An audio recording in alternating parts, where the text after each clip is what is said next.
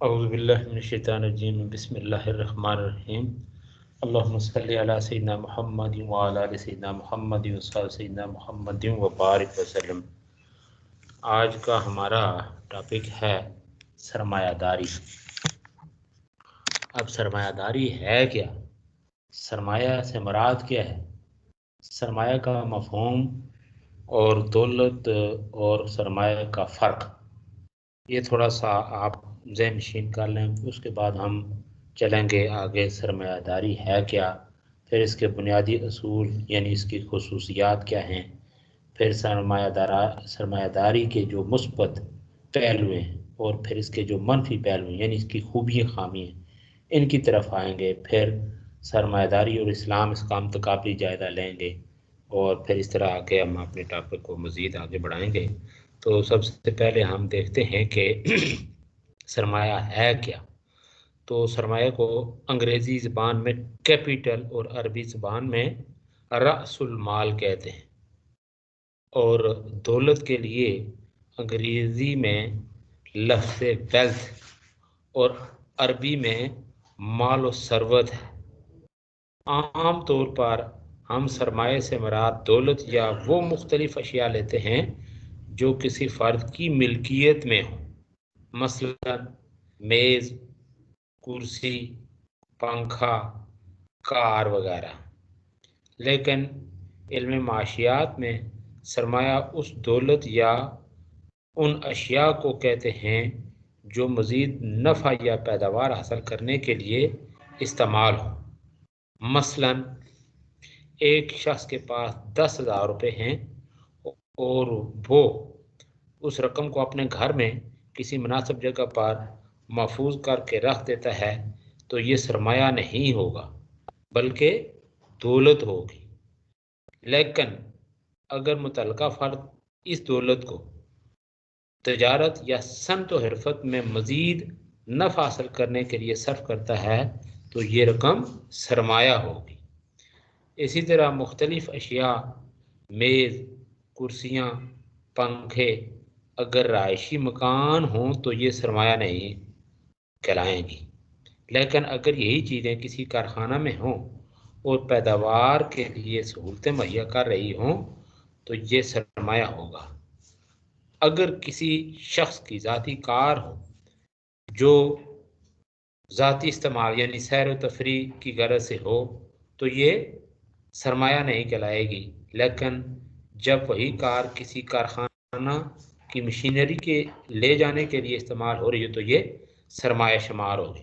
گویا آپ وہی کار، ایک گاڑی یا 2 گاڑیاں کار اٹھا کے وہ رینٹ کار وہاں پہ دیکھیں نا لوگوں کو رینٹ کے اوپر دے رہے ہیں تو یہ آپ کا کیپیٹل بن جائے گا، ویسے آپ کی وہ دولت شمار ہوگی۔ ادروائز کیا ہوگا؟ یہ آپ کا اپنا سرمایہ شمار ہوگا، یعنی سرمایہ داری، دولت اور سرمایہ کا فرق۔ یہ بات کلیئر ہو گئی۔ اب ہم آتے ہیں سرمایہ داری کی تعریف۔ سرمایہ داری کی تعریف،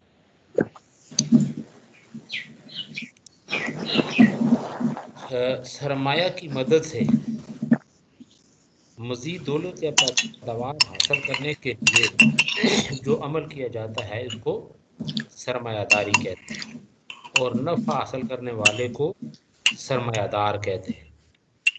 انسائکلوپیڈیا امریکانہ میں سرمایہ داری کی تعریف ان الفاظ میں کی ہے: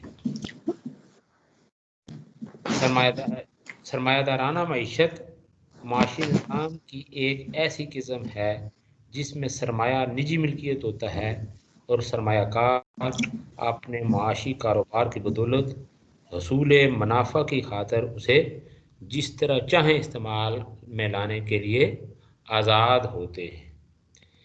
ولیم این لوکس نے سرمایہ داری کی تعریف اس طرح کی ہے: سرمایہ دارانہ نظام ایک ایسی معاشی تنظیم ہے جس میں افراد انفرادی طور پر یا اجتماعی حیثیت سے پیداواری ذرائع بشمول زمین کے مالکانہ حقوق لیے ہوتے ہیں۔ وہ ان ذرائع کو جس طرح چاہیں استعمال میں لانے کے لیے مکمل طور پر مجاد ہوتے ہیں، مکمل طور پر مجاد ہوتے ہیں۔ اچھا جی، یہ تھی ولیم این لوس کی تعریف۔ جے ایس ہینن یہ سرمایہ دارانہ یہ کہتا ہے، یعنی اس کے نزدیک سرمایہ دارانہ نظام سے مراد وہ سیاسی اور اقتصادی نظام ہے جس میں حقیقی سرمایہ کو نجی ملکیت میں رکھنے کی آزادی اور اجازت ہوتی ہے۔ اسی طرح چرچل کا کہنا ہے کہ سرمایہ داری سے مراد معاشی مفادات و برکات کی غیر مساوی تقسیم ہے۔ یعنی ایچ جی ویلز اس کے بقول سرمایہ داری ایک ایسی چیز ہے کہ ہم میں سے کوئی بھی اس کی تعریف کرنے سے قاصر ہے، مگر ہم نے اسے سرمایہ دارانہ نظام کا نام دیا ہے۔ یہ روایتی معمولات بے پناہ اور بے لگام اقتصابی قوتوں، اخلاق کے معکوس ارتقاء اور زندگی کے ضیاع کا نام ہے۔ یہ متفرق قسم کی جو ہے نا سرمایہ داری کے حوالے سے تعریفیں میں نے آپ کے سامنے رکھی، تو اسی حوالے سے یہ عصر حاضر کے مشہور مفکر مولانا محمد تحسین وہ سرمایہ داری کی اصطلاح کی وضاحت کرتے ہوئے لکھتے ہیں کہ نظام سرمایہ داری جو کیپٹلزم کا ترجمہ ہے، دراصل نام ہے اس خاص معاشی نظام کا جس میں کیپٹل یعنی سرمایہ کو پیدائش دولت کا ایک اہم عامل تسلیم کیا جاتا ہے۔ بالفاظ دیگر جس کی بنیاد اس نظریے پر قائم ہوتی ہے کہ محنت کی طرح سرمایہ بھی دولت کو پیدا کرتا ہے، لہذا وہ محنت اور سرمایہ کے اشتراک سے پیدا شدہ دولت کا محنت کش اور سرمایہ کار دونوں کو حقدار ٹھہراتا ہے۔ چونکہ یہ نظام کیپٹل کو پیدائش کا ایک بنیادی عامل تسلیم کرتا اور اس کو بڑی اہمیت دیتا ہے، لہذا اس خصوصیت کی وجہ سے اس کو کیپٹلزم سے موسوم کیا گیا ہے۔ یہ ہے جی سرمایہ داری کا جو ہے نا مفہوم، اس کی مختلف تعریفیں آپ کے ساتھ میں نے شیئر کی۔ اب ہم آتے ہیں اس طرف سرمایہ داری کا پس منظر۔ نظام سرمایہ داری یعنی جاگیرداری نظام کا قیام، یہ اس دن بھی میں نے آپ کے ساتھ تھوڑا بہت شیئر کیا تھا اور ساتھ ساتھ اس کے خصائص بھی گنوائے تھے، تو ایک مرتبہ پھر یہ اس کا تکرار یا اعادہ جسے کہا جاتا ہے وہ آپ کے ساتھ شیئر کرتا ہوں۔ تو 5ویں صدی عیسوی سے قبل تمام یورپ جو ہے یہ رومی سلطنت کے ماتحت ایک سیاسی وحدت تھا، لیکن بعد ازاں جب رومی سلطنت زوال پذیر ہوئی اور اس کا مرکزی اقتدار کمزور پڑ گیا تو یہ وسیع اور سلطنت یورپ کی چھوٹی چھوٹی بادشاہوں، ریاستوں اور جاگیروں میں بٹ گئی۔ بڑے بڑے زمینداروں اور جاگیرداروں نے خود مختارانہ حیثیت اختیار کر لی۔ اس طرح یورپ میں جاگیرداری نظام کی بنیاد پڑی، جس کی خصوصیات یہ تھی: نمبر 1 یہ کہ زمیندار اور جاگیردار کسانوں کو تھوڑی تھوڑی زمین دیتے تھے اور ان سے جو پیداوار حاصل ہوتی تھی اس میں سے جاگیردار اور کلیسا کا حصہ نکالنے کے بعد جو کچھ بچ جاتا وہ کاشتکار کی ملکیت ہوتا۔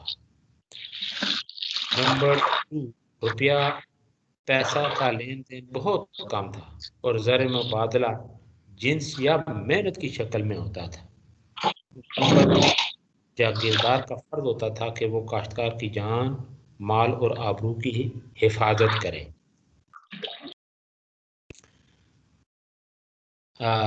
اسی طرح کاشتکار کا فرض تھا کہ وہ ضرورت پڑنے پر اپنے آقا کو فوجی اور مالی امداد دے۔ اچھا، یہ بھی ایک بڑی ہسٹری ہے، آپ جس کو ہمارے خاص طور پہ بر صغیر کے والے سے یا جنرلی ہم بات کرتے ہیں کہ پہلے زمانے میں یہ ہوتا تھا کہ بڑے بڑے لوگ، یہ جاگیردار سرمایہ دار، آپ نے وہ تحفظ کے لیے آپ نے وہ دیکھیں یہ جس کو مختصر طور پہ کہا جاتا ہے فوج، وہ رکھتے تھے. پھر جب بڑے لیول پہ یعنی کسی ریاست کے حوالے سے یا بڑے لیول پہ کوئی ضرورت پڑتی تھی تو وہی یعنی چھوٹے چھوٹے یعنی وہ سرمایہ دار جو طبقہ ہوتا تھا اس کے پاس جتنے 15 ہیں 20 ہیں یا 40 150 جس حد تک اس کے پاس دیکھیں نا وہ فوج ہے، یعنی اس کے اپنے ذاتی تحفظ کے لیے کام کاج کے لیے ان کے پاس جو وسائل ہوتے وہ اکٹھے کر کے پھر بڑے لیول پہ شامل ہو جاتے. تو یہ اردو کے حوالے سے جب آپ کو تھوڑی بہت انفارمیشن ہوگی تو اردو اس کو اس لیے کہ لشکری دیکھیں نا کوئی الفاظ یعنی ایک لشکر وہ وہاں سے بھی چن کے اکٹھے ہوتے ہیں الفاظ عربی کے فارسی کے، تو اسی ایک زبان ہمارے وجود میں ہے جس کو اردو کہا گیا. اس کی بڑی ہسٹری ہے. تو اسی طرح سے دیکھیں نا یعنی جو سرمایہ دار طبقہ ہوتا تھا یا جاگیردار، اس کے جو وہ ہوتے تھے نا اس کے پروٹیکشن کے لیے جو لوگ ہوتے تھے ان کے پاس جو وسائل ہوتے تھے، پھر دوسرے علاقے میں کوئی دوسرا ہے، تیسرے علاقے میں کوئی تیسرا ہے، جس طرح وہ کچھ عرصہ قبل یہ مختلف علاقوں میں یا گاؤں میں یہ نمبرداری نظام رہا. تو اسی طریقے گویا کہ اس زمانے کے جو نمبردار تھے چھوٹے چھوٹے جو ہے نا گاؤں وہ اکٹھے ہو کے تو پھر بڑے لیول پہ آپ تحصیل لیول ہے، ڈسٹرکٹ لیول ہے، پھر اوپر یعنی آپ صوبہ بنتا ہے، پھر اوپر جائیں تو پورا ملک. تو اسی طریقے سے گویا کہ بڑے لیول پہ کوئی معاملہ درپیش ہوتا ہے تو سارے مل کے پھر اپنی یعنی 15-20 کا جو جتھا ہے یہ اکٹھا کرتا ہے، 15-20 کا جتھا وہ اکٹھا کر رہا ہے. تو اس طرح پھر جنرلی طور پہ دیکھیں وہاں پہ ایک تصادم یا کسی کے ساتھ تصادم یا ٹکراؤ والی صورت حال ہے تو اس کا مقابلہ کیا جاتا تھا. تو یہ کچھ کلچر تھا اس زمانے کا. تو بات ہو رہی تھی کہ جاگیردار کا فرد ہوتا تھا کہ وہ کاشتکار کی جان و مال اور آبرو کی حفاظت کرے. اسی طرح کاشتکار کا فرد تھا کہ ضرورت پڑنے پر اپنے آقا کو فوجی اور مالی امداد دے. یہاں سے بات آگے بڑھی تھی. تو تھوڑی چند باتیں آپ کے ساتھ میں نے شیئر کی کہ یہ جو کاشتکار ہے یہ کس طریقے سے اپنے آقا کو فوجی اور مالی امداد دے، اس لیے کہ یہ اپنے مالک کے ساتھ یا جس بڑے لیول کی جو بھی میں نے باتیں کی اس طرح مل جل کے وہ گویا کہ تحفظ کیا جاتا تھا اپنے مفادات کا بھی یا دوسرے جس کے ساتھ اس کی ایفیلیشن ہے. تو کاشتکار پر اور بھی اسی طرح یعنی کاشتکار پر اور بھی کئی ماسل عائد کیے جاتے تھے. ماسل یعنی ٹیکسز جن کی ادائیگی کے بعد وہ بمشکل ہی اپنے اہل و عیال کا پیٹ پال سکتا تھا. یعنی کہ ہر طرح سے جو بھار ہوتا تھا یہ کس کے اوپر پڑتا تھا؟ کاشتکار کے اوپر. غریب سے غریب تر ہونا اس کے لیے یہی چیزیں تھی. اب یہ کلچر آپ نے نہیں دیکھا، ہم نے یہ اپنے بزرگوں سے پھر کسی حد تک ہم نے بھی کہ بھائی دیکھیں نا گاؤں کا جو نمبردار ہوتا تھا وہ گویا کہ ایک طرح سے وہ ٹھیکے کا کام کرتا تھا نا، آگے اس کو جس نے آگے اپائنٹ کیا ہوا ہے تو وہ جس نے اس کو اپائنٹ کیا وہ کسی اور کے سامنے جواب دیتا. تو اس طرح اوپر تک دیکھیں نا یہ ٹیکسز وغیرہ ماسل جنہیں کہا جاتا ہے یہ گاؤں کی سطح سے کلیکٹ کیے جاتے تھے اور پھر وہ آگے پوری ایک لسٹ یا فہرست وہ فراہم کرتا تھا کہ کن کن لوگوں سے کتنے کتنے میں نے محاصل یا ٹیکسز حاصل کیے، اتنی ٹوٹل اماؤنٹ بنی، یہ آپ کی خدمت میں پیش ہے. تو اس طرح پھر وہ کیا کرتا تھا یہ بیچارے غریب لوگوں کے اوپر ظلم یعنی ان سے بگا لیا کرتا تھا. چاہے وہ فصل کٹائی کا سیزن ہے تو اس میں وہ بگا رہے ہیں مفت میں لوگوں کو جبری طور پہ کہ نہیں تو پھر یہ اپنے نمبردار کے غیظ و غضب کا نشانہ بنے گا. کوئی مشکل مرحلہ ہوگا تو اس کو پھر یہ تنہا چھوڑا جائے گا اور اس کو جو ہے نا اس کو تنگ کیا جائے گا اس کے لیے، یعنی یہ اس طرح کے مسائل تھے. تو بہرحال اسی طرح اگر جاگیردار کسی جنگ میں قید ہو جاتا تو کاشتکار کا فرض تھا کہ وہ اپنے آقا کا فدیہ ادا کر کے اس کو چھڑائے. اسی طرح بعض علاقوں مثلاً رشیا، روس میں کاشتکار اپنے مالک کی مرضی اور اجازت کے بغیر شادی بھی نہیں کر سکتا تھا۔ کس طرح کی پابندی! پھر جاگیردار اپنی رعیت کے باہمی تنازعات کا تصفیہ خود کرتا تھا اور اس کام کے لیے باقاعدہ جاگیرداری عدالتیں قائم ہوتی تھی۔ یہ کچھ صورتحال تھی۔ تو اب کیا ہوتا ہے کہ جاگیرداری نظام کا زوال 13ویں اور 14ویں صدی عیسوی میں یورپ کے حالات نے ایک نئی کروٹ لینا شروع کی، جس نے بالآخر جاگیرداری نظام کا خاتمہ کر دیا ہے۔ ان تبدیلیوں کا خاص سبب صلیبی جنگیں تھیں جو اسلام اور عیسائیت کے درمیان لڑی جا رہی تھیں۔ صلیبی جنگوں کے دوران مشرقی بحیرہ روم سے مسلمانوں کا تسلط ختم ہو گیا اور اس کے بڑے بڑے جزائر سقلیہ، قبرص اور رہوڈس پر اہل یورپ کا قبضہ ہو گیا۔ ان جنگوں کے باعث یورپ کی جہاز رانی اور تجارت کو بڑی ترقی ہوئی اور تاجروں کا ایک بڑا طبقہ وجود میں آ گیا، جس کا کام یہ تھا کہ وہ ان زائرین اور فوج کے لیے ضروری اشیاء فراہم کرے جو ارض مقدس میں قیام پذیر تھی۔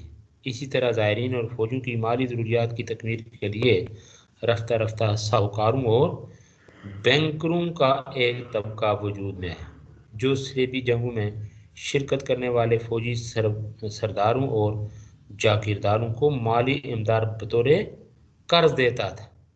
اس امداد کے معاوضہ میں اکثر شہروں نے جاگیرداروں سے آزادی حاصل کر لی۔ اس طرح شہروں کی بہت بڑی تعداد جاگیرداروں کے تسلط سے آزاد ہو کر ساہوکاروں کے قبضہ میں چلی گئی۔ تجارت کے فروغ اور سرمایہ داروں کے اس نئے طبقہ نے رفتہ رفتہ جاگیرداروں کی قوت کو ختم کر دیا۔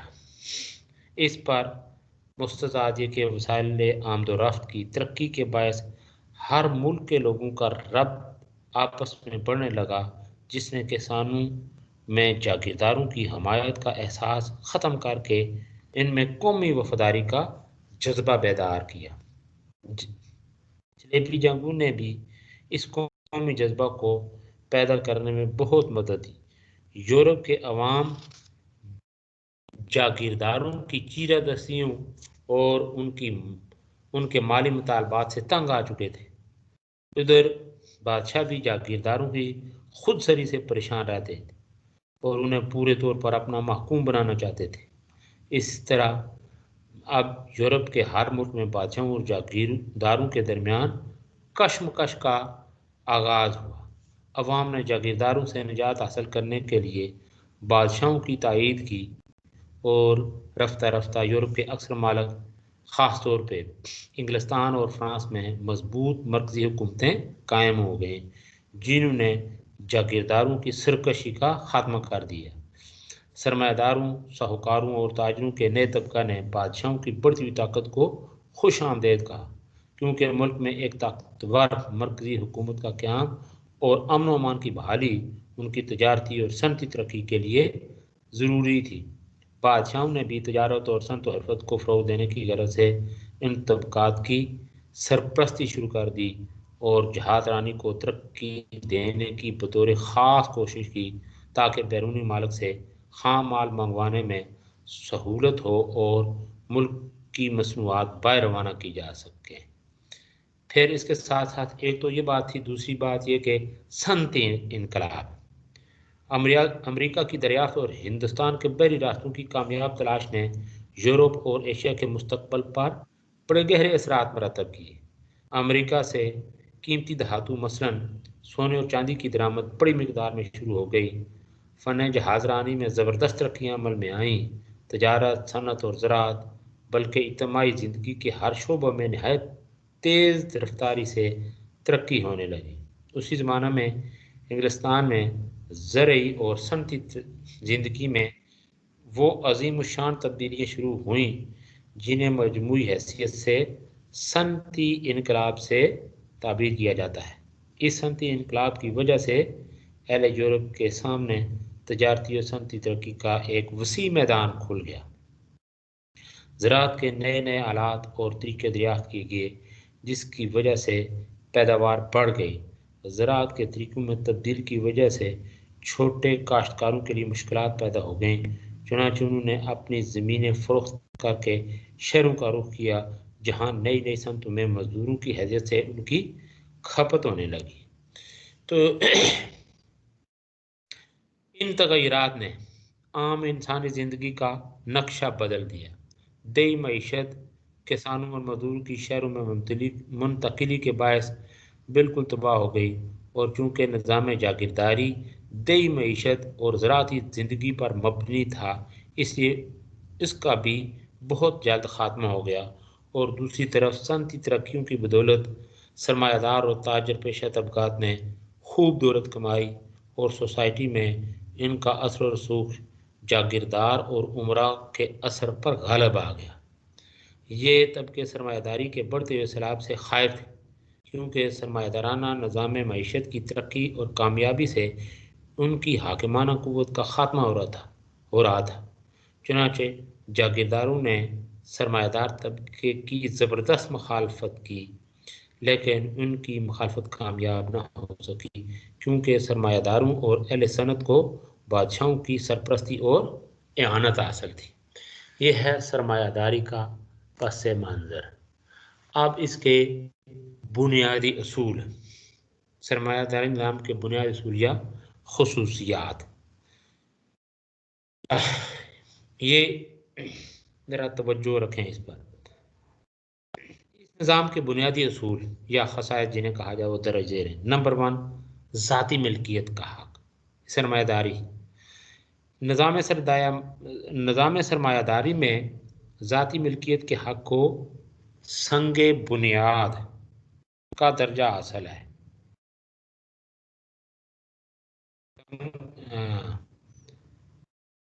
اس حق کے تحت ہر قسم کے ذرائع پیداوار، مثلا زمین، کارخانے، مشینیں، رہائشی مکانات اور سرمایہ وغیرہ ذاتی ملکیت میں ہوتے ہیں۔ نمبر 2، بے قید معیشت۔ بے قید معیشت اس نظام کا دوسرا بڑا اصول یا دوسری بڑی خصوصیت بے قید معیشت ہے، یعنی صنعت و تجارت اور کسب معاش کے تمام طریقے اور معاشیات کا پورا نظام ہر قسم کی پابندیوں سے آزاد ہوتا ہے۔ حکومت یا مذہب کو یہ حق حاصل نہیں دیا مذہب کو یہ حق نہیں دیا جاتا کہ وہ فرد کی معاشی زندگی پر اثر انداز ہو۔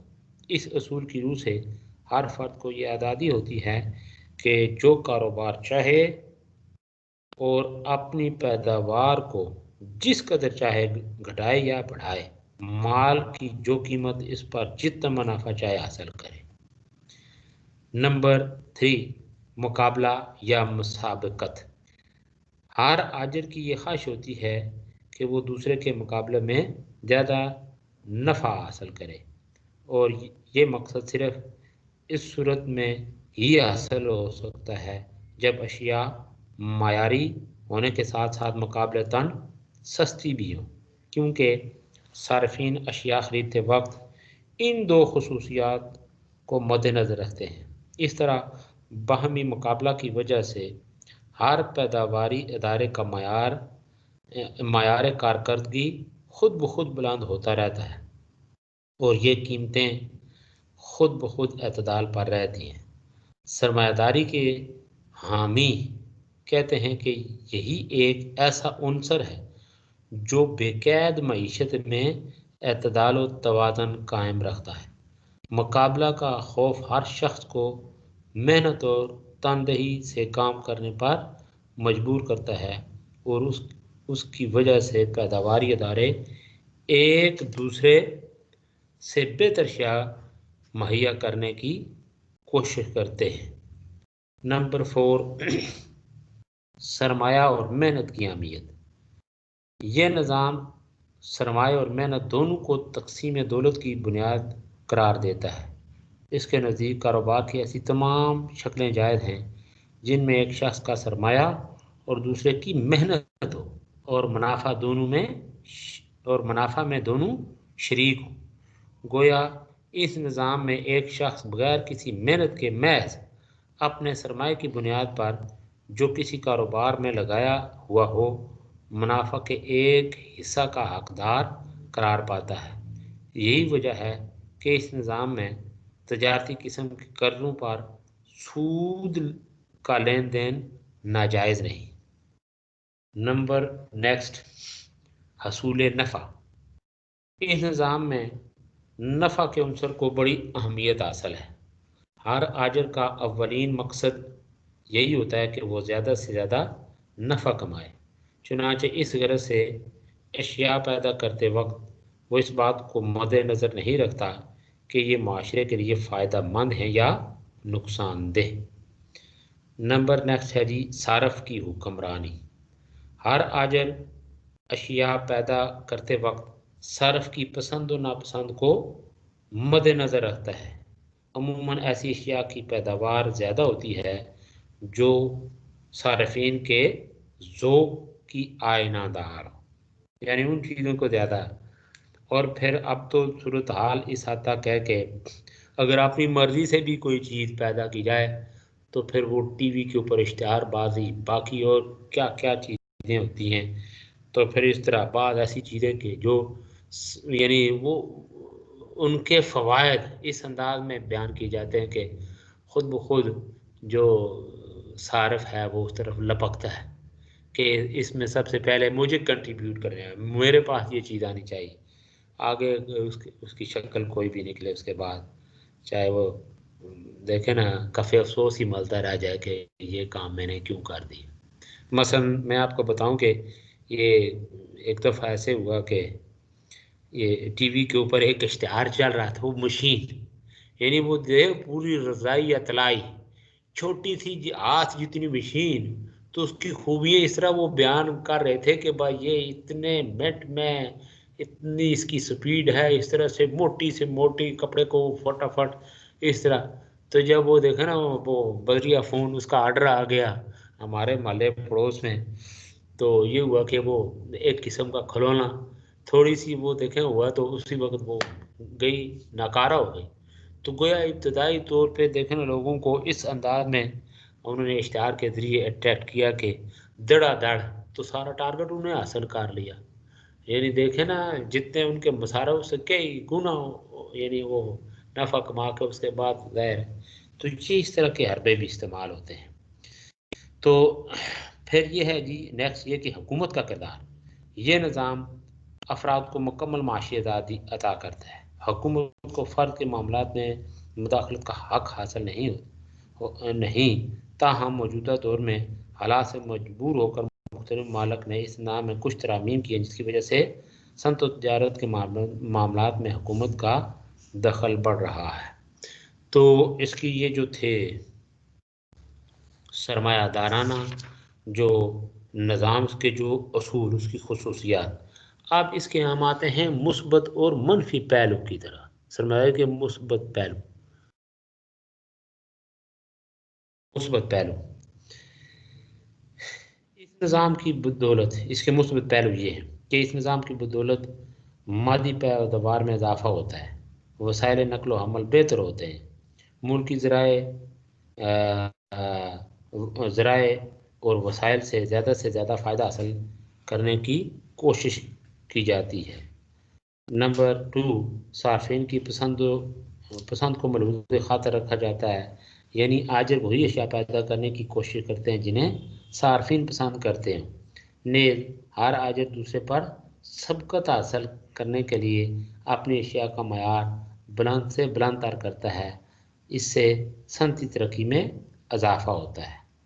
نمبر نیکسٹ یہ کہ ہر شخص کو اس کی صلاحیت اور قابلیت کے مطابق ملکی دولت میں سے اپنا حصہ حاصل کرنے کا موقع ملتا ہے۔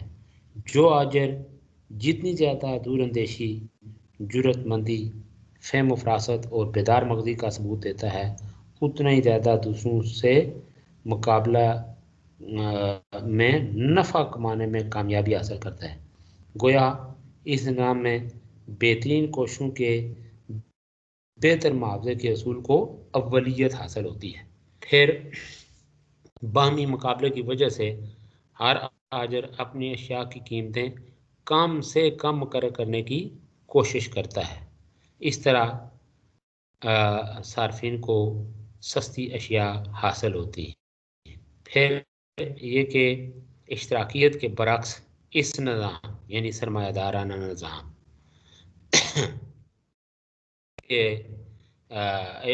یعنی اس نظام میں انسان کی سیاسی، مذہبی اور عقلی آزادی کا احترام کیا جاتا ہے. صحافت کی آزادی، حق کے رائے دہی کی آزادی اور تحریر و تقریر کی آزادی ہوتی ہے. حکومت وقت کی مخالف جماعتیں بھی آئینی حدود میں رہ کر پوری آزادی کے ساتھ کام کر سکتی ہے. یہ تھے اس کے کچھ سرمایہ داری کے مثبت پہلو یعنی اس کی خوبیاں. اب ہے منفی پہلو یعنی سرمایہ داری کے منفی جو پہلو ہیں وہ کون کون سے، یہ ذرا غور کریں. سرمایہ داری، نظام سرمایہ داری ویسے تو محنت کش اور سرمایہ دار دونوں کو یکساں آزادی دیتا ہے کہ وہ باہمی رضامندی سے جس طرح چاہیں معاملہ طے کریں، لیکن عملاً معاملے کا طے کرنا بڑی حد تک سرمایہ دار کے اختیار میں ہوتا ہے، کیونکہ سرمایہ دار تو معاشی لحاظ سے بے نیاز اور اس کے مقابلے میں مزدور محتاج اور ضرورت مند ہوتا ہے. مزدور سے زیادہ محنت کا مطالبہ کیا جاتا ہے اور کم سے کم محنت کا حق دیا جاتا ہے.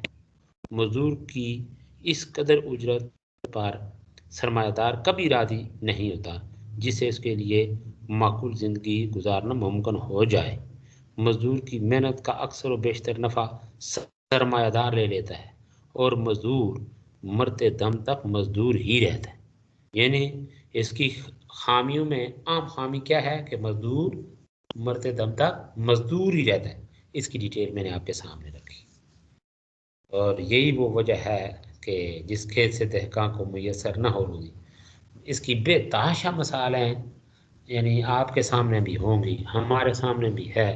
اکثر آپ دیکھیں یہ چوک شہیدہ یہاں پہ ہے نا، ہمارے لوکل اسٹیشن میرپور یا مختلف جگہوں پہ، یہ ادھر کلیال نانگی مختلف جگہوں پہ بیچارہ ہاتھوں میں بیلچے اور کھدالیں وہ گینتیاں لیے ہوئے مزدور طبقہ بیٹھا ہوتا ہے.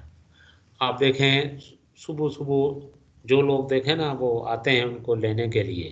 آپ کہیں بھی چلے جائیں، راولپنڈی، اسلام آباد، لاہور، کراچی، کسی بھی جگہ، ہر جگہ وہ کام کرنے والے کہیں ہاتھ میں وہ اسی طرح وہ کدالیں، کرنڈیاں، باقی وہ محنت کے جو آلات ہیں، کوئی رنگ روغن کرنے والا تو وہ ادھر بیٹھا ہوتا ہے کہ آ کے انہیں کوئی لے جائے.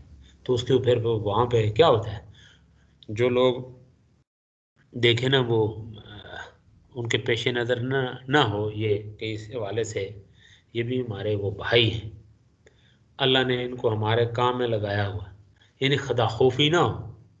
پھر یہ اخلاقی اقدار سے بھی دیکھیں نا وہ نہ آشنا ہو تو پھر وہاں پہ ان لوگوں کا استحصال کس طرح کرتے ہیں. وہ کہتے ہیں بھائی اتنے اگر لینے تو آ جا، ادروائز رہنے تو رہ جا بھائی، ٹھیک ہے، نہیں تو میں کسی اور کے پاس. اس طرح دیکھیں نا وہ جس کو بلیک میلنگ کہا جاتا ہے. تو اب یہ کہ چونکہ وہ کتنے ادھر بیٹھے ہوتے ہیں تو ہر شخص لپکتا ہے کہ میرا وہ جو ہے نا وہ دہاڑ لگ جائے، میرا دن ضائع نہ ہو.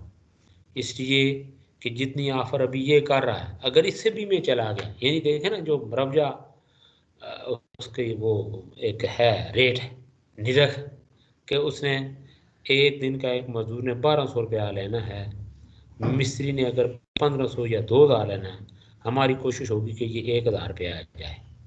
یعنی دونوں طرف سے. پھر اگر اتنے کم عاوضے پہ وہ آئے گا تو پھر وہ ٹرخالوجی سے کام کرے گا. یہ جو محنت جتنی اوت الجیرہ اجرہ قبل ان یجف ارکا ہوئی آپ کے ساتھ شیئر محنت کی اہمیت کے حوالے سے آپ کے ساتھ کر چکا ہوں، وہاں پہ وہ اس کے ساتھ ڈنڈی مارے گا، اس لیے کہ یہ ابتدائی طور پہ اس نے اس کے ساتھ ڈنڈی مار دی. اس نے اس کو 1500 یا 2000 دینے تھے یا 1200 دینے تھے تو اس نے کام کر کے 800 کے اوپر یہ آ گیا یا 1000 پہ آ گیا. تو اس کے ساتھ پھر یہ اس کے ساتھ کر رہا گیا، وہ اس کے ساتھ کر رہا ہے. تو دونوں طرف سے کیا ہے، بدنیتی. تو بدنیتی کے نتیجے میں خیر و برکت اٹھ جاتی ہے اور ہم ایک دوسرے کا اس طرح غیر مرئی انداز میں استحصال. تو دونوں جواب دیں. दोनों गुनहगार।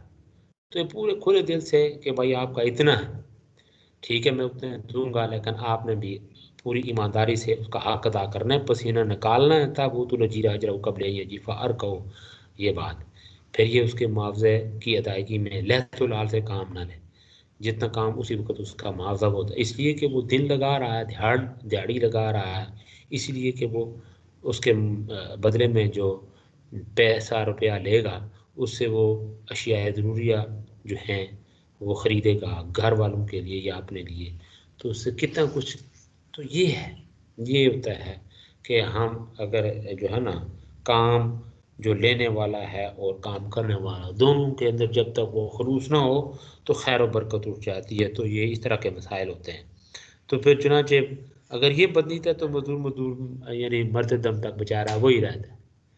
तो बाकी नहीं तो अल्लाह ताला और यही है। इसीलिए जब हम इस्लामी नुक्ता नज़र इसको इस डिबेट को आगे बढ़ाते हैं तो इस्लाम इस वाले से कि क्या यानी अखलाकी और ये जो है ना कानूनी पाबंदियाँ आयद करता है, ठीक है ना। इखलाक भी यानी सबका, इखलाक का, मईशत का, इखलाक का, मज़हब का, इखलाक का, माशरत, सब ये ताल्लुकात बाहम किस तरह एडजस्ट है। इस्लाम ने उनको यानी एक दूसरे के अंदर वो जो है ना मदगम किया हुआ है कि एक को अगर आप इग्नोर करेंगे दूसरी बात वो जो है ना उस वो रह जाएगी। तो सारी बातों को पेश नज़र रखना है। तो एक बात तो ये थी इस मनफी पहलू में से कि मजदूर मरते दम तक मजदूर ही रहते हैं, इसकी सारी डिटेल।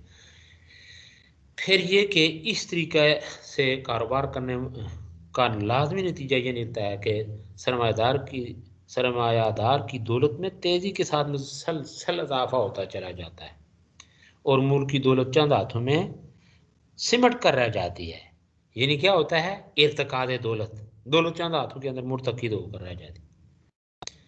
अच्छा, तो इस हवाले से फिर किसी ज़माने में हम सुनते थे कि पाकिस्तान के अंदर 22 ख़ानदान या वो अमेरिका के 220 ख़ानदान, अब तो पता नहीं कितने कितने ख़ानदान बन चुके हैं।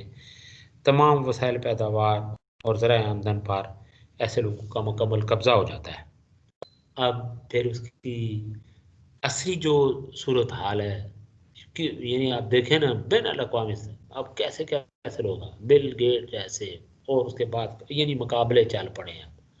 फिर पाकिस्तान में भी आप देखें क्या क्या वो हम आए दिन ये चैनल्स के ऊपर सुन रहे होते हैं। फिर कहीं देखें हुकूमतें यानी वो पीछे पड़ जाती हैं, कहीं ये लोगों के साथ ये हाथ कर जाते हैं। तो ये कुछ ये अजीब किस्म का, तो इससे क्या होता है फिर यानी माशरत, मईशत, इवन ये कि मजहबी अकदार, ये तीनों बड़े जो शोबा ज़िंदगी ये मुतासर होते हैं। तो अब ये होता है कि फिर यानी उसका असर आम आदमी पे भी बड़ी बुरी तरह से पड़ता है। तो इसलिए कि यानी इन अकदार के अंदर जब देखें ना ये तजल्जुल आता है, ठीक है ना, तो आम आदमी कैसे मुतासर होता है कि उसकी असली शक्लें सारी आपके सामने बराबर। तो आगे फिर बढ़ते हैं कि मुआशी तसल्लुत के सबब ये तबका मुल्क की सियासत पर भी छाया जाता है। कौन सा? ये जो जिनके हाथों में इस तरह दौलत मुर्तकिद होती है, दौलत उनके है, तो माशी तसल्लुत के सबब क्या होता है कि ये तबका मुल्क की सियासत पर छा जाता है, हत्ता कि इसकी मर्जी के खिलाफ कोई कानून नहीं बन सकता। अब ये मौजूदा जो चीनी के स्कैंडल है और कितने कितने स्कैंडल बने, देखें ना ये ग्रुप्स जब मजबूत होते हैं तो इस तरह हुकूमतों को बिल्कुल उनके घुटने टेक कर रख देते हैं। कितना कुछ ये सारे कवानीन फलां इधर उधर सब कुछ करके देखा है, लेकिन अभी 55 से ऊपर गई है चीनी, तो आप देखें 100 से कम होने का नाम ही नहीं ले रही।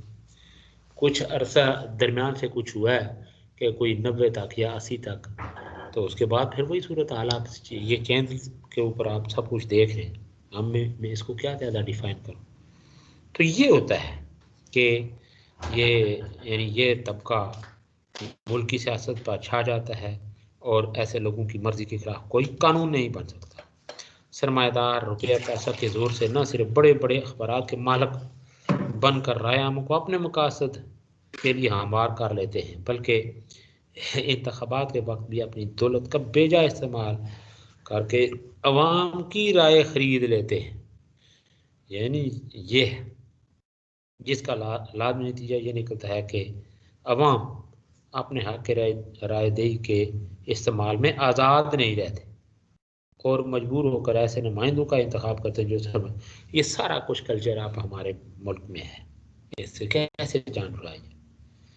تو اس حوالے سے بس بات ہی ہے کہ اس سلسلہ میں جو یعنی اسلام اخلاقی ایک جن اقدار کا تعین کرتا ہے ہم ان کو پیش نظر رکھیں، اس کے علاوہ کوئی اور چارہ کار تو ہے نہیں۔ اسلام کا جو معاشی نظام ہے جس کی بات ہم کیا کرتے ہیں اس طرف ہی ہمیں پلٹنا ہوگا، اسی میں خیر خواہی ہے، وہی بہتر سے بہتر ہے، اس لیے کہ میں آپ کے ساتھ شیئر کیا کرتا ہوں کہ اس کا تعلق وہی الہی سے۔ پھر ایک یہ ہے کہ دوسری طرف ملک کی کثیر آبادی جس کا پیشہ نوکری اور مزدوری ہوتا ہے، ان کی حالت یہ ہو جاتی ہے کہ ان کو محنت اور مشقت کا معاوضہ صرف اتنا ہی ملتا ہے جس سے ان کا بمشکل گزارا ہو، خواہ وہ کتنی محنت کریں ایک معمولی درجہ کے ماہر زندگی سے آگے نہیں بڑھ سکتے۔ بالکل حقیقت ہے، اس لیے کہ جو سیلری پرسن ہے یا جو ایک دیہڑی دار طبقہ ہے وہ ذرا تصور نہیں کر سکتا کہ وہ کہیں اپنا مکان خرید سکتا ہے۔ اچھا، بس رینٹ کے اوپر سیلری کی صورت میں جو وہ لے گا آدھا تو وہ رینٹ کے لیے یعنی جس کرائے کے مکان میں رہ رہا ہے وہ دے دے گا۔ اب یہ بھی دیکھیں کس کا اتنا یعنی عرصہ یاد تانگ ہے اس کے لیے جو سیلری پرسن ہے یا دیہڑی دار طبقہ ہے۔ دیکھ لیں پھر کیا صورت حال ہے۔ یہ جو لوگ ہاں اگر ناجائز رائے اختیار کر لیتے ہیں ایسے لوگ جو سرکاری ملازم ہیں اس کا کچھ نہیں کہا جا سکتا، وہ تو ہیں ہی، ورنہ اگر گریڈ 22 کا بھی ایک بندہ جو آخری سکیل ہے وہ تو کچھ نہیں کر سکتا، اس لیے کہ آگے اس کے مصارف ہی اتنے ہی اتنے ہی آپ دیکھیں اس کے بچوں کے وہ اسکولوں کی فیسیں باقی اور کیا کیا ہیں، ہاسپیٹل کے معاملات، پھر معاشرتی، پھر دیکھیں اور ادھر ادھر یہ کس قدر یعنی گہرے اور ان کی وسعت کس قدر ہوتی ہے۔ تو بہرحال بات یہ ہو رہی تھی کہ ایسے لوگ خواہ کتنی ہی محنت کریں ایک یعنی معمولی درجہ کے معیار زندگی سے آگے نہیں بڑھ سکتے۔ پھر اس نظام میں ناجائز کمائی مثلا رشوت، قمار بازی، سود، سمگلنگ وغیرہ کی وجہ سے ایک خاص طبقہ جنم لیتا ہے جس کے پاس دولت کی بہتات ہوتی ہے، جس سے ضروریات زندگی کی قیمتیں بلند ہو جاتی ہیں اور عوام قوت خرید کم ہونے کے باعث ضروریات زندگی سے عاجز ہو جاتے ہیں۔ اچھا، پھر یہ کہ مذہب کو نظام سیاست و معیشت سے الگ کر کے گرجاؤں، مسجدوں اور خانقاہوں میں گوشہ نشین کر دیا جائے تاکہ وہ ناجائز نفع اندوزی میں رکاوٹ نہ بن سکے۔ اب دیکھیں نا، یہ تقابل ذہن میں پھر ریپیٹ کر رہا ہوں کہ آپ کو میں نے پڑھایا تھا کہ مذہب جو ہے یہ کیا ہے، انسان کے لیے نکیر ہے، یعنی جو اخلاقی بے راہ روی ہے، دوسرے کے ساتھ ظلم و ستم یا اس کا استحصال، ان سے مذہب باز رہنے کی تلقین کرتا ہے۔ اب ظاہر ہے ایک طرف یہ کیا ہے، آپ نے پڑھا نا کیلا یکون دولتن بین الاغنیاء منکم، تو اگر یہ دیکھیں جائز ناجائز سود فلاں وہ باقی جو ناجائز رہا ہے جس طریقے سے جائز اس کا استحصال ہے، کچھ بھی ہے مزدور کی مزدوری پوری نہیں دیتا اس سے کام لیتا ہے، باقی اس کو یعنی کولو کے بیل کی طرح اس کو جو ہے اس کا پسینہ نکالتا ہے لیکن پورا اس کا حق نہیں دیتا۔ اسلام تو اس بات کو کنڈیم کرتا ہے، رد کرتا ہے، جتنا اس کا وہ کام کرے اتنا اس کا معاوضہ لازمی اسلام نے مقرر کیا۔ تو اب یہ ان ساری چیزوں یہ جو ہے نا مسجد بھائی ٹھیک ہے، یہ مذہب کو نظام سیاست و معیشت سے الگ کر کے اس نظام میں تو مسجدوں اور خانقاہوں میں گوشہ نشین کر دیا جاتا ہے کہ بھائی ٹھیک ہے آپ وہ کام کریں، ٹھیک ہے اس دخل اندازی نہ کریں تاکہ وہ ناجائز منافع خوری جو ہے یا نفع اندوزی میں یہ رکاوٹ نہ بن سکے، اس لیے کہ یہ مذہب کی بات کرے گا، مذہب تو اس کی جڑ کاٹتا ہے ان چیزوں کی۔ تو وہ ہے کہ وہ ایک یہاں پہ وہ نجی معاملہ یا اس طرح کی بات ہوتی ہے. تو پھر یہ ہے کہ بڑے سرمایہ دار چھوٹے چھوٹے تاجروں کو اس قابل چھوڑتے ہی نہیں ہیں کہ وہ اپنے کاروبار کو ترقی دے سکیں یا کاروبار قائم کر سکیں. اس کا نتیجہ یہ ہوتا ہے کہ چھوٹے کاروبار اور تاجر یا کارخانہ دار ہیں یا تو کم ہوتے جاتے ہیں یا بڑے سرمایہ داروں کی تجارتی پالیسیوں کے تابع ہو کر زندگی گزارنے پر مجبور ہو جاتے ہیں. پھر یہ ہوتا ہے کہ گھریلو صنعتوں اور دستکاریوں سے تیار ہونے والا مال کارخانوں کی پیداوار کا مقابلہ نہیں کر سکتا. اس کے سامنے گھریلو صنعتیں اور دستکاریاں دم توڑ دیتی ہیں اور دستکار اپنا آزاد پیشہ چھوڑ کر مزدوری یا ملازمت کرنے پر مجبور ہو جاتے ہیں. تو ملازمت اور مزدوری کے طلبگاروں میں اس طرح روز بروز اضافہ ہوتا ہے، لیکن مشینوں کے باعث انسانی محنت کی کھپت روز بروز کم ہونے لگتی ہے، جس سے ملک میں بے روزگاری کی رفتار بڑھتی ہے اور مزدور کم سے کم اجرت پر زیادہ سے زیادہ محنت کا سودا کرنے پر مجبور ہو جاتا ہے. دل کے لیے کیا کہا تھا کہ دل کے لیے موت، مشینوں کی حکومت، احساس مربت کو کچل دیتے ہیں حالات. تو پھر اب اشتہار بازی کے حوالے سے بھی جو میں بات کی کہ اشیاء کی طلب پیدا کرنے کے لیے اشتہار بازی کی مشینری کو حرکت میں لایا جاتا ہے. سینما، ریڈیو، ٹیلی ویژن اور اخبارات اور رسائل کی مدد سے صارفین کو دھوکہ دیا جاتا ہے، جس کے نتیجے میں وہ ناقص اور غیر معیاری اشیاء مہنگے داموں خریدنے کے عادی ہوتے ہیں. اب میں نے مثال دی تھی، کبھی کچھ کبھی آپ دیکھیں نا، آپ خود کوئی عجیب قسم کی صورتحال ہے اور آگے یہ روش آپ ہماری سوسائٹی اور معاشروں کے اندر یہ روش کس قدر عام ہے کہ اشتہار اگر وہ دیکھیں نا، کوئی مٹی یا کوئی چیز بھی آپ دیکھیں اٹھا کے اس کو رگڑ کے اس کا سرما سا بنا کے تو اس کا کچومر نکال کے ڈبیا میں صرف بند کر دیں، اشتہار دینے شروع کر دیں، پورا وہ آپ کی سوسائٹی کے وہ جو ہے نا روش یہی ہے. خواتین خاص طور پہ پھر وہ لینے شروع کر دیں گی صرف اس کا اشتہار آ جائے. لباس میں ہم دیکھیں کیا کر رہے ہیں. اسی طریقے سے وہ جب ہم وہ چینل کے اوپر کوئی اشتہار دیکھتے ہیں تو کس طرح اس کے پیچھے پڑتے ہیں. تو یہ بے تحاشا مثالیں آپ کے ساتھ میں نے شیئر کی ہوئی ہیں. تو بہرحال یہ بات ہو رہی تھی جی کہ میں نے آپ کے ساتھ شیئر کیا سرمایہ کا مفہوم، دولت اور سرمایہ کا فرق، سرمایہ داری کا پس منظر، سرمایہ داری کے مثبت پہلو یعنی اس کی خوبیاں اور اس کے منفی پہلو یعنی سرمایہ داری کی کے منفی پہلو، اس کی خامیاں، یہ آپ کے ساتھ میں نے شیئر کی ہیں. اب ہم آتے ہیں آگے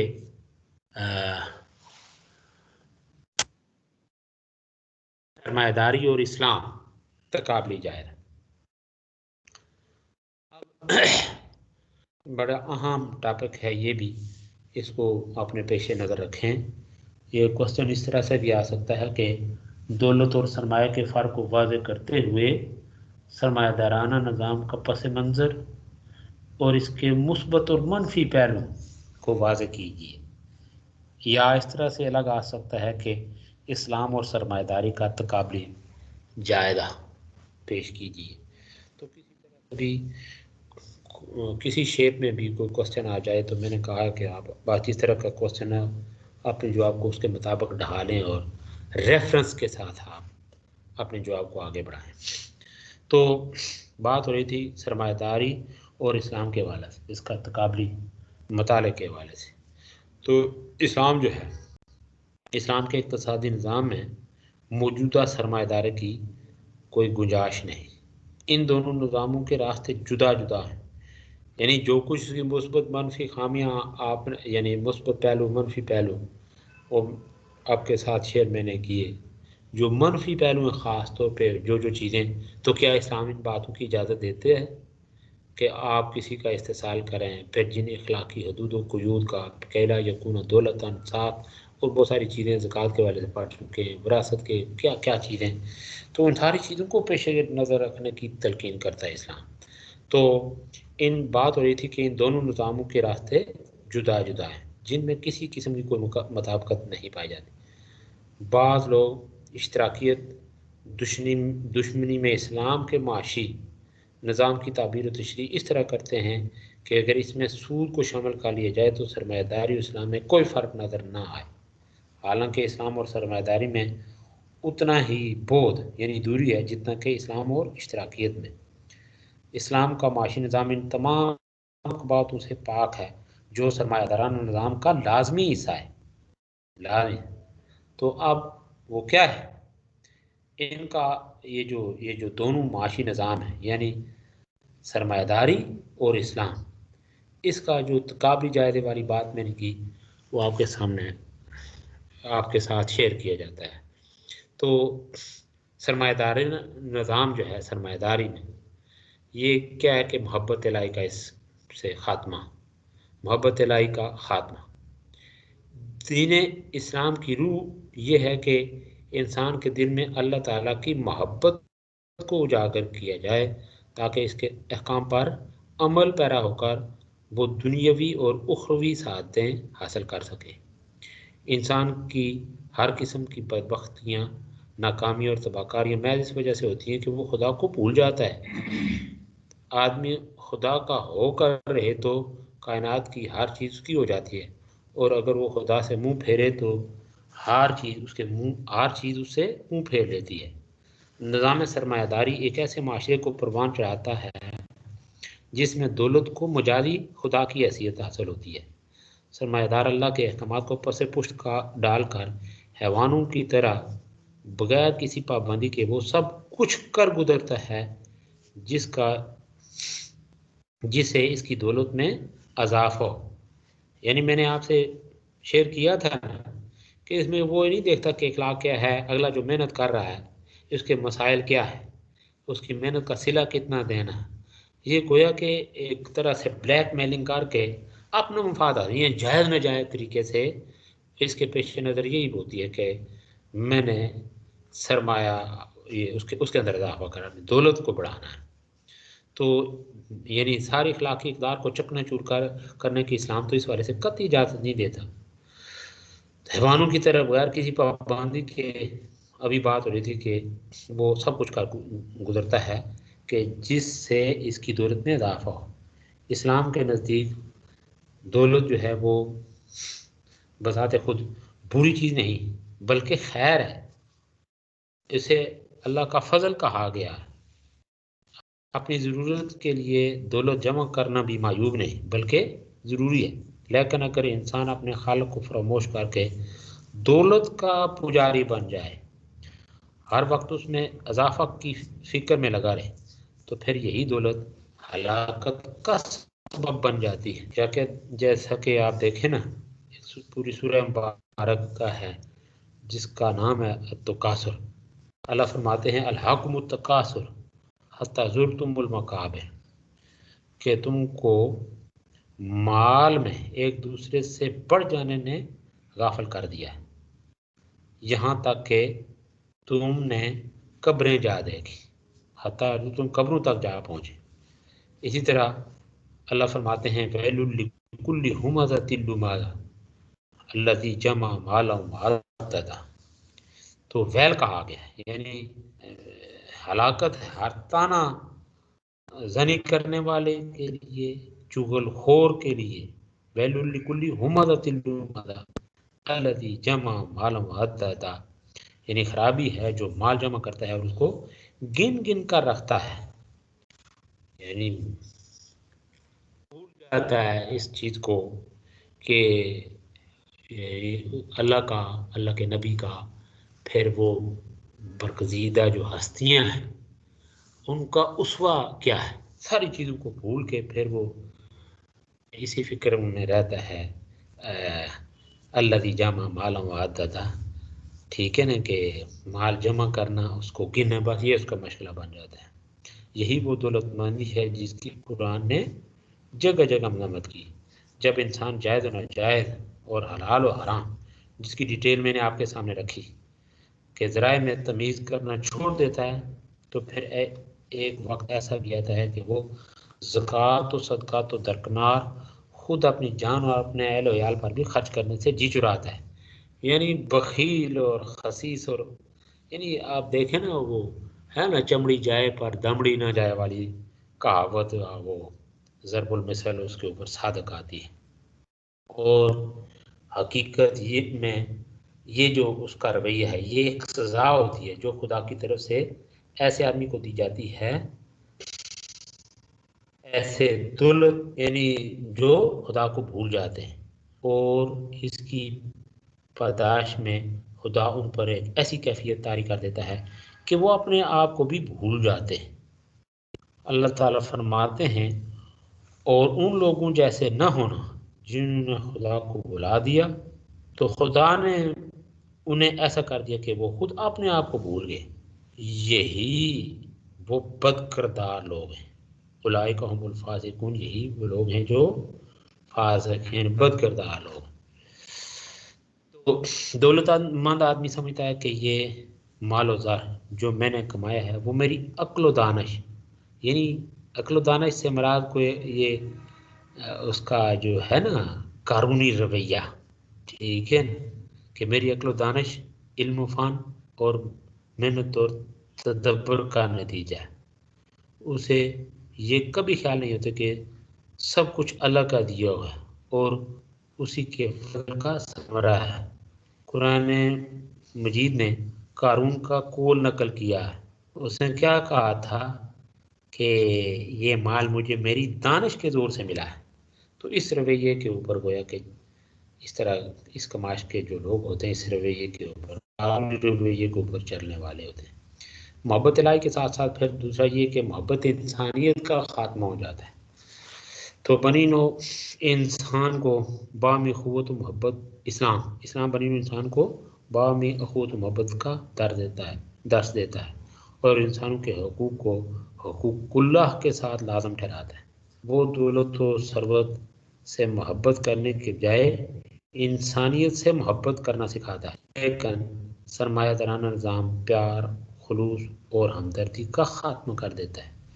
جب انسان دولت کی حوث میں اندھا ہو جاتا ہے تو پھر وہ ہر طریقہ اختیار کرتا ہے جو اس کی دولت میں اضافے کا سبب بنے، یہاں تک کہ دیگر انسانوں سے اس کو کوئی دلچسپی ہوتی ہے تو وہ بھی صرف اس حد تک کہ وہ اپنے مفاد کا تقاضا ہوتا ہے، وہ اپنے مفاد کا تقاضا کرتا ہے. اس میں مثلا ہڑتال وغیرہ کی صورت میں ایک کارخانہ دار اپنے کاریگروں اور مزدوروں کی اجرت میں جو اضافہ کرتا ہے وہ انسانی ہمدردی خیرخواہی کی بنا پر نہیں کرتا، بلکہ اسی کرتا ہے کہ کارخانہ بند ہونے کی صورت میں اس کو نقصان ہو سکتا ہے. اگر یعنی ہڑتال کے بغیر وہ دیکھیں نا، وہ اس ہڑتال کی وجہ سے وہ کرتا ہے تاکہ اس کا کارخانہ نہ بند ہو، نہیں تو اگر وہ ہمدردی ہوتی تو پہلے ہی کر دینا، اس کی نوبت ہی نہ آتی. تو اسی طریقے سے وہ بڑے نقصان سے بچنے کی خاطر چھوٹے نقصان کو برداشت کرتا ہے. اسی طریقے سے یہ ہے کہ محبت انسانیت کے خاتمے کے ساتھ ساتھ اخلاق حسنہ کی تباہی. اسلام انسانوں میں اخلاق حسنہ مثلا احسان، شفقت و محبت، ہمدردی، سخاوت کو پروان چڑھاتا ہے. نبی کریم صلی اللہ علیہ وسلم نے اپنی بعثت کا مقصد ہی مکارم اخلاق کی تکمیل بتایا ہے اور قرآن نے آپ صلی اللہ علیہ وسلم کے اخلاق کی گواہی دی، وَإِنَّكَ لَعَلَىٰ خُلُقٍ عَظِيمٍ. تو اس حوالے سے یہ ایک حال ہی میں ایک ہے نا مفکر، اس نے ایک بک تحریر کی جس میں یعنی اس مصنف نے آغاز کائنات سے لے کر دور حاضر کے مختلف ادوار کا جائزہ پیش کیا اور بتایا کہ انسان نے خدا کی تلاش میں کس طرح کوششیں کی ہیں. کبھی اس نے مظاہر فطرت کو معبود بنایا اور کبھی عجیب و غریب مخلوق کی پرستش کی. یہ ساری چیزیں مذہب کے آغاز و ارتقاء کے والے سے ساری باتیں جو میں نے آپ کے ساتھ شیئر کی کہ مظاہر فطر کو معبود بنایا، کبھی عجیب و غریب مخلوق کی پرستش کی.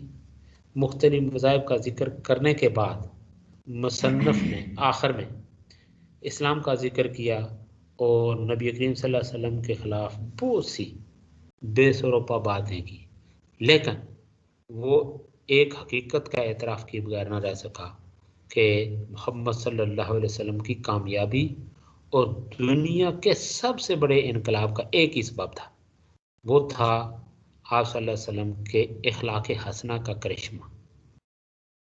وہ کہتا ہے، یہی میں نے آپ کو بتایا تھا نا کہ والفضل علی ما شہدت بہ الاعداء، کہ حسن وہ جس کا اعتراف سوکن بھی کرے، یعنی دشمن بھی کرے۔ تو اسلام کے جو دشمن ہیں اس نے بھی یعنی اسلام کی، نبی پاک صلی اللہ علیہ وسلم کی اور قرآن کی صداقت و حقانیت کی گواہیاں دی۔ تو اسی والے سے اس نے یہ جو بات کی، یعنی نبی پاک صلی اللہ علیہ وسلم کے ساتھ بغض رکھنے کے باوجود جو حقیقت تھی اس کو جھٹلانے میں کامیاب نہیں ہو سکا، بلکہ وہ حقیقت بیانی سے یہاں کام لیتے ہوئے کیا کہتا ہے کہ محمد صلی اللہ علیہ وسلم کے اخلاق حسنہ کا یہ کرشمہ، یعنی بڑے انقلاب کا ایک سبب نبی پاک صلی اللہ علیہ وسلم کے اخلاق حسنہ کا کرشمہ تھا۔ وہ کہتا ہے کہ یہ شخص یعنی نبی پاک صلی اللہ علیہ وسلم اخلاق کے انتہائی بلند مقام پر فائز، اور وہ کہتا ہے کہ لکھتا ہے کہ جب میں نے محمد صلی اللہ علیہ وسلم کی زندگی کے ایسے سینکڑوں واقعات پڑھے تو میں اپنے مقام پر باادب کھڑا ہوا اور مدینہ کی طرف اپنا رخ کیا اور اس عظیم شخصیت کو سیلوٹ کیا۔ دیکھیں نا، ایسے یہ ہوتی ہے یعنی جو حقیقت ہوتی ہے اس کو تسلیم کرنا۔ تو سرمایہ دارانہ نظام میں انسان اخلاق حسنہ کے ذیل سے آراستہ نہیں ہو سکتا۔ سود خور، یہ جو دیکھیں نا اس نظام کی بڑی خصوصیت ہے، سود خور جب اپنے محتاج بھائی کو بلا سود 1 روپیہ نہیں دے سکتا تو اس میں احسان کی خوبی کس طرح پیدا ہو سکتی ہے؟ بلکہ وہ تو خواہش رکھتا ہے کہ فقر و فاقہ، افلاس، مصیبت بڑھے تاکہ اس کا سودی کاروبار ترقی کرے۔ پھر آگے یہ ہے کہ عیاشانہ طرز زندگی۔ سرمایہ دارانہ نظام نے دنیا میں عیاشانہ طرز زندگی کا راستہ دکھایا ہے جو بالآخر انسانیت کی تباہی کا موجب بن رہا ہے۔ طرح طرح کے معقولات، مشروبات اور ملبوسات وغیرہ اس نظام کا فیضان۔ تو اسلام میں تنم و عیش کوشی کو زندگی، یعنی اسلام میں عیش کوشی کی زندگی کو انسان کے لیے مولک قرار دیا گیا ہے۔ اللہ فرماتے ہیں کہ اعلموا انما الحیات الدنیا لہو و لہو و زینۃ و تفاخر بینکم و تکاثر فی الاموال والاولاد، کہ جان رکھو دنیا کی زندگی محض کھیل اور تماشا ہے، اور زینت و آرائش اور تمہارے آپس میں فخر و ستائش اور مال و اولاد کی ایک دوسرے سے زیادہ طلب و خواہش۔ اللہ کے نبی صلی اللہ علیہ وسلم نے فرمایا، خبردار عیش کوشی سے بچو کیونکہ اللہ کے بندے عیش پسند نہیں کرتے۔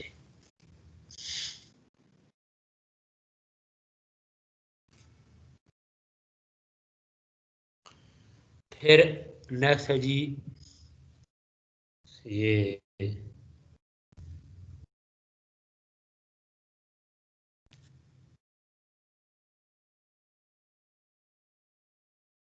یہ بات ہو رہی تھی عیاشانہ طرز زندگی، عیاشانہ طرز زندگی۔ نیکسٹ ہے گردش دولت کا مسئلہ، گردش دولت۔ سرمایہ دارانہ نظام کے 3 بڑے سرچشمے سود، اقتناع اور احتکار ہیں، جن کی دولت ملک کی دولت سمٹ کر چند ہاتھوں میں جمع ہو جاتی ہے۔ امیر امیر تر اور غریب غریب تر ہوتا ہے۔ اس نظام میں اگر دولت کی گردش ہوتی ہے تو وہ بھی مصنوعی انداز میں، مثلا ایک کروڑ پتی کی بیٹی دوسرے کروڑ پتی کے بیٹے سے بیائے گی۔ لاکھوں کا جہیز ایک ایسے گھر میں جمع ہو گیا جہاں کروڑوں روپے پہلے ہی موجود ہیں۔ سرمایہ تو گردش میں آیا لیکن مصنوعی انداز میں، اور معاشرے کو اس سے کوئی فائدہ نہ پہنچا۔ اچھا، اسی طریقے دیکھیں نا یہ اسلام کیا کہتا ہے، یعنی قرآن حکیم نے اس مصنوعی گردش دولت کی مانند کی فرمایا کہ لا یکون دولتن بین الاغنیاء منکم۔ اسی طریقے سے اللہ فرماتے ہیں والذین یکنزون الذھب والفزة ولا ينفقون فی سبیل اللہ فبشرهم بعذاب علیم. تو یعنی احتکار کے حوالے سے بھی کہ ابھی میں نے کہ بھائی اقتناز اور احتکار یہ کیا ہیں؟ سرچشمے. تو اس حوالے سے اللہ کے نبی نے فرمایا کہ من احتکر فهو ملعون. پھر فرمایا کہ من احتکر فهو خاطئ. اس کے ساتھ اللہ کے نبی نے فرمایا جو شخص 40 دن تک اللہ کا ذخیرہ کرتا ہے تاکہ نرخ گراں ہو جائے تو اللہ سے بیدار ہوا اور اللہ اس سے بیدار ہوا. تو اس حوالے سے اسلام دولت کی فطری گردش کا قائل ہے. وہ انسان کو تعلیم دے کہ جو حلال ذرائع سے کمائے آپ اسے اپنے اور اپنے اہل عیال کی ضرورت پر خرچ کریں، اور جو بچ جائے اسے دوسروں پر خرچ کرے. اللہ تعالیٰ فرماتے ہیں وَيَسْأَلُونَكَ مَاذَا يُنْفِقُونَ قُلِ الْعَفْوَ. تو اگر کوئی شخص اپنی دولت کو جمع کرنا چاہے تو اس سے اجازت ہے، لیکن زکوٰۃ اور عشر کی ادائیگی لازمی ہے. اس کے علاوہ انفاق فی سبیل اللہ کے ذریعے دولت مندوں کو ترغیب دی گئی کہ وہ اپنی دولت کا ایک حصہ معاشرے کے مفروق الحال طبقات کی طرف منتقل کریں. تو آگے ہے جی یہ کچھ چیزیں نیکسٹ ہم آتے ہیں اس طرف اشتراکیت و اشتمالیت. اشتراکیت و اشتمالیت.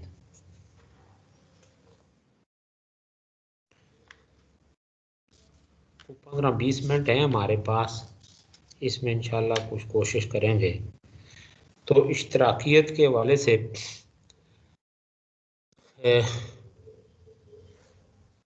اسے قبل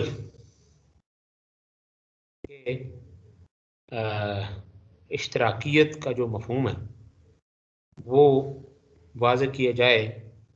اس کے چند ہم معنی اصلاحات، اس کی جو یعنی چند جو ہم معنی اصلاحات ہیں اس کی وضاحت وہ ذرا آپ کے ساتھ شیئر کرتا ہوں.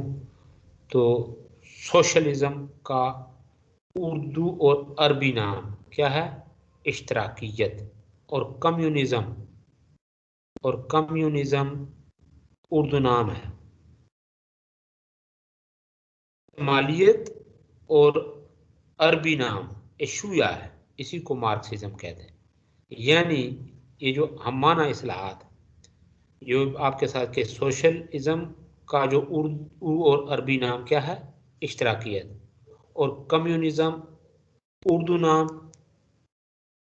اشتمالیت اور عربی نام ایشویا. اردو نام اشتمالیت اور عربی نام ایشویا ہے. یہ جو اصطلاحات میں نے آپ کے ساتھ شیئر کی اسی کو کیا کہا جاتا ہے؟ مارکسزم. سوشلزم اور کمیونزم جو ہیں ان کو ایک ہی ماں کے دو جڑواں بیٹے کہا گیا. فرق صرف کیا ہے؟ طریقہ انقلاب کا ہے، بنیادی فکر اور فلسفے کا نہیں. اپنے اصل مقاصد کے اعتبار سے دونوں ایک ہے. فرق جو بھی ہے وہ ضمنی اور ذیلی ہے، بنیادی اور اساسی نہیں.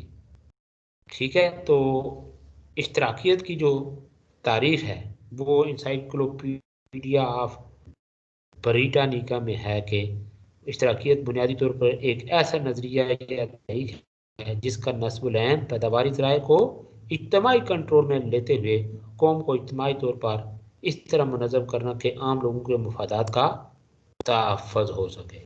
یہ بھی ولیم این لوکس کے حوالے سے بھی میں نے بات کی، آکسفورڈ ڈکشنری کے حوالے سے بھی.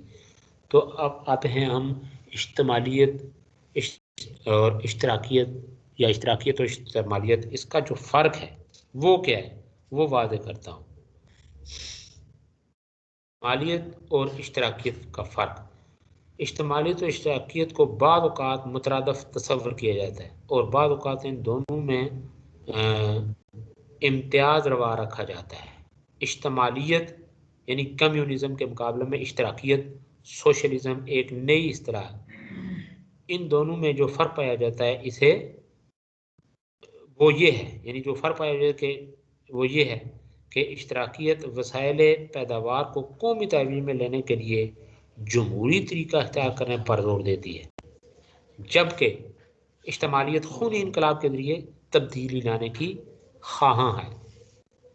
پھر اشتراکیت ریاست کے ادارے کو یکسر ختم کر دینے کی خواہاں نہیں، جبکہ اشتمالیت اپنی انتہائی شکل میں ریاستی ادارے کو ختم کر کے جماعتی کنٹرول میں دینا چاہتی۔ تو اشتمالیت و اشتراکیت جو ہے اس کی جو مختصر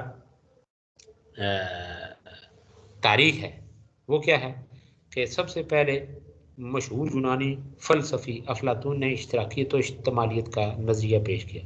اس کا خیال یہ تھا کہ ایک ایسی جمہوریت قائم ہونی چاہیے جس میں اعلیٰ طبقے کے شہریوں کی املاک اور بیویاں مشترک ہوں۔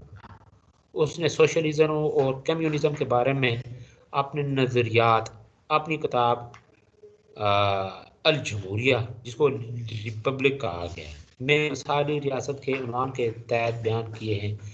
اس کا کہنا ہے کہ ریاست، حکومت یا قانون کی بہترین شکل وہی ہے جس سے ہر شخص پوری آزادی سے سماج کی ہر چیز میں شریک ہو سکے۔ افلاطون سے کافی عرصہ بعد 6 صدی میں مزدق نامی ایک ایرانی شخص نے شاہ قباد کے دور حکومت میں انفرادی ملکیت کے خلاف آواز بلند کرتے ہوئے کہا کہ دنیا میں ہر قسم کی خونریزی اور داغیں عام طور پر دولت یا عورت کی وجہ سے پیدا ہوتی ہیں، اس لیے ان دونوں کی انفرادی ملکیت و تصرف کو ختم کر کے امن قائم کیا جا سکتا ہے۔ اس کا خیال یہ تھا کہ یہ دونوں چیزیں خدا کی ملکیت ہیں جس سے فائدہ اٹھانے میں تمام انسان برابر کے شریک ہیں۔ مزدق کی تحریک نوشیروان عادل کے عہد میں ختم ہو گئی۔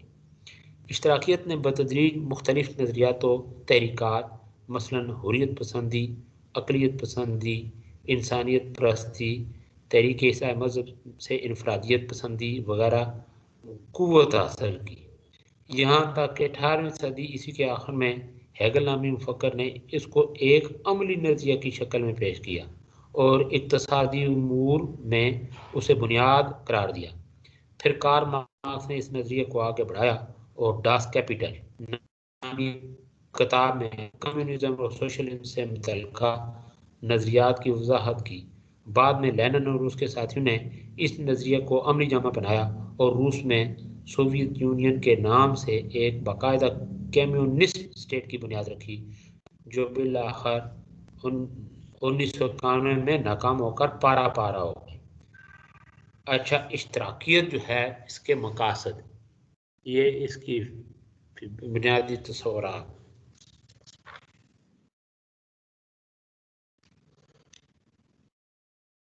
نمبر 1،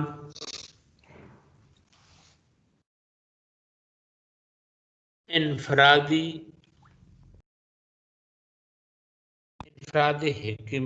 اشتراکیت کے جو بنیادی تصورات ہیں ان میں کیا ہے کہ انفرادی حق ملکیت کا خاتمہ۔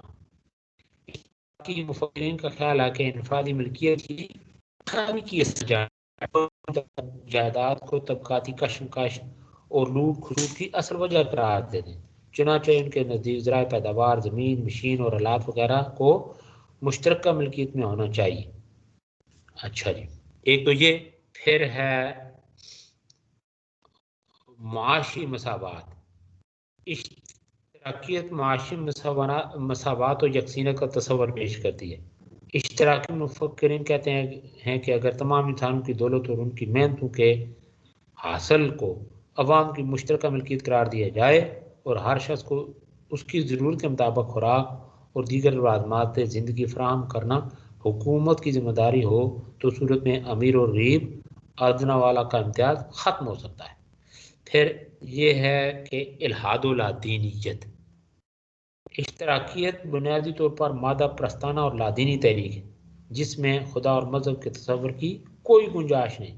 یہاں چند بڑے بڑے اشتراکی مفکرین کے اقوال وہ ذرا آپ اگر پیش نظر رکھیں، جس سے ان کی الحاد اللادینیت کی جو صورتحال ہے یا وہ عکس وہ آپ کے سامنے، مثلا کارل مارکس کیا کہتے ہیں کہ خدا کا تصور معاذ ایک وہم عجیب قسم کی باتیں، گویا کہ یہ یعنی دہریت جسے کہا جاتا ہے نا، یہ لینن، اس کے نزدیک مذہب اور خدا کا تصور مذہبی پیشواؤں، زمینداروں اور سرمایہ داروں کا پیدا کرتا ہے تاکہ وہ غریب اور نچلے طبقہ میں لوٹ کھسوٹ کے ذریعے اپنے مفادات کا تحفظ کر۔ سوشلزم کے جو بانیوں میں کے نزدیک مذہب ایک افیون ہے جسے ہر حالت میں ختم ہونا چاہیے. تو یہ کوئی قسم کی بدبختی. تو پھر یہ ہے کہ اخلاقی اصولوں کی نفی. اشتراکیت ہر اس اخلاقی قانون اور ضابطہ کو کالعدم قرار دیتی جو کسی مذہب یا سوسائٹی کا وضع کرتا ہے. وہ کسی ذات اخلاق کو تسلیم نہیں کرتی. اخلاقی قانون ضابطے کے اس کے نزدیک فضول و بے مقصد چیزیں. تو اسی وجہ سے لینن کیا کہتا ہے کہ ہم ایسے اخلاق کے منکر ہیں جس کی بنیاد سرمایہ داروں نے خدائی احکامات پر رکھی. ہم تمام ایسی اخلاقی اقدار کے منکر ہیں جن کی بنیاد انسانی اور طبقاتی نظریات سے بالا تر. یہ پھر یہ ہے جی تاریخ کی مادی تعبیر.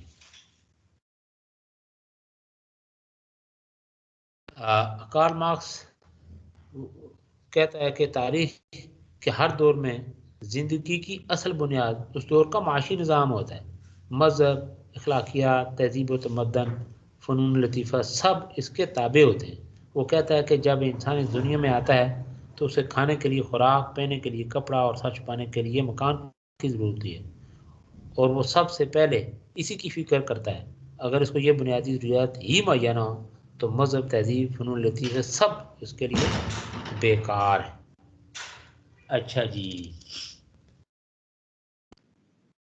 اسی طریقے سے یہ جو ہے نظام حکومت جو نظام حکومت وہ کیا چاہتے ہیں؟ اشتراکیت سرمایہ دارانہ حکومت کو ایک ایسا دائرہ خیال کرتی ہے جس کا مقصد اس کے سوا کچھ نہیں کہ وہ دولت مندوں اور جاگیرداروں کے مفادات کی حفاظت.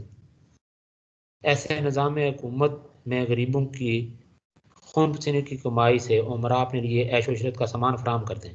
لہذا غربا کے حقوق صرف اس صورت میں محفوظ رہ سکتے ہیں کہ اقتدار سرمایہ داروں سے زبردستی چھین لیا جائے اور غریب محنت کشوں کی ایک ایسی مجلس تشکیل دی جائے جو معصوم اور منزہ عن الخطا ہونے کے ساتھ ساتھ کلی اختیارات کی مالک ہو اور وہ کسی کے سامنے جواب دہ نہ ہو. ٹھیک ہے نا، یہ کچھ ہے. تو اب آتے ہیں ہم یہ بنیادی اشتراکیت کے بنیادی جو تصورات ہیں ان کا جو تنقیدی جائزہ ہے وہ آپ کے سامنے رکھتے ہیں. کہ ذاتی جو ملکیت ہے اس حوالے سے کا فطری جذبہ ہے. فطری جذبہ اشتراکی اس بات کو نظر انداز کر دیتے ہیں کہ ذاتی ملکیت کا خاتمہ فطرت انسانی کے تقاضوں کے منافی ہے.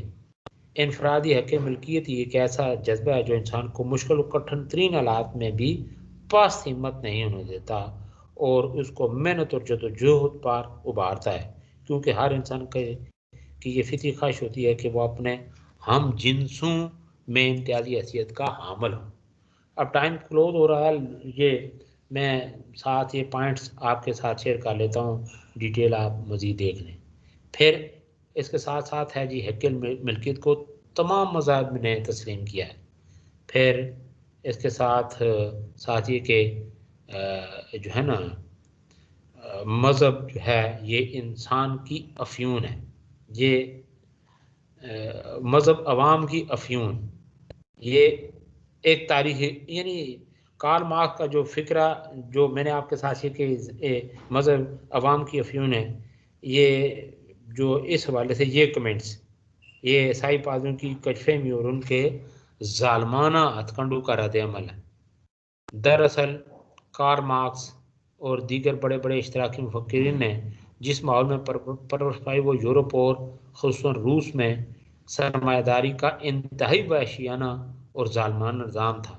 غریب طبقہ جو تھا وہ ایک وقت کے کھانوں کو ترستا تھا، جبکہ دوسری طرف سرمایہ دار غریبوں کی خون پسینے کی کمائی سے یعنی عیاشیاں کر رہے تھے. تو اس کے ساتھ ساتھ یہ باقی جو دیکھیں نا اس حوالے سے ان کے جو کمنٹس ہیں کہ خدا کا تصور ایک وہم ہے، اس کی بھی کوئی حقیقت طاقت نہیں، بلکہ اس کے خلاف خود جن لوگوں نے اس طرح کی باتیں کی انہی کے گھر سے، یعنی وہ جو تھا نا اشتراکی ڈکٹیٹر سٹالن، اس کی بیٹی جو تھی سوتیلانا، اس نے بھی اس سے انحراف کیا جو کچھ یعنی انہوں نے کیا کہ مذہب انسان کی افیون ہو ہی نہیں سکتی. جہاں پہ خدا کا تصور نہ ہو وہاں پہ انسان گویا کہ بالکل عجیب سی کیفیات وہ فیل کرتا ہے. تو اس نے جو انحراف کیا تھا اس کے جو کمنٹس ہیں وہ صوتی لانا وہ یہ کہ بچپن میں مجھے جو تعلیم دی گئی میں نے ہوش سنبھالنے کے بعد اسے انحراف کر لیا اور یہ انحراف میرا ذاتی ہے کسی تبلیغ کا نتیجہ نہیں. واقعی یہ کہ مذہب نے میری فکر میں زبردست انقلاب برپا کر دیا. جس خاندان میں پرورش پائی وہاں خدا کا ذکر تک بھی نہیں ملا لیکن بڑی ہو کر میں خود اس نتیجہ پر پہنچی کہ خدا کے بغیر زندہ رہنا ممکن ہی نہیں. لیکن اس یقین کے ساتھ ہی کمیونزم کے عام اصول کی وہ اہمیت میری نظر میں باقی نہ رہی جو پہلے تھی. یعنی دیکھیں نا یہ تو یہ بات ہو رہی تھی جی کہ جو ہے یہ اس کو اگر یعنی اس سے نکال دیا جائے کس سے زندگی سے تو پھر ایک تصادم کی کیفیات پیدا ہو جاتی ہیں. تو باقی انشاءاللہ اگلی چیزیں ہم دیکھیں گے اس کے یعنی اشتراکیت کے مثبت منفی پہلو اور پھر اشتراکیت و اسلام. ابھی آپ کا ٹائم بالکل اس کو یہاں ہی ہم کلوز کرتے ہیں. Thank you very much.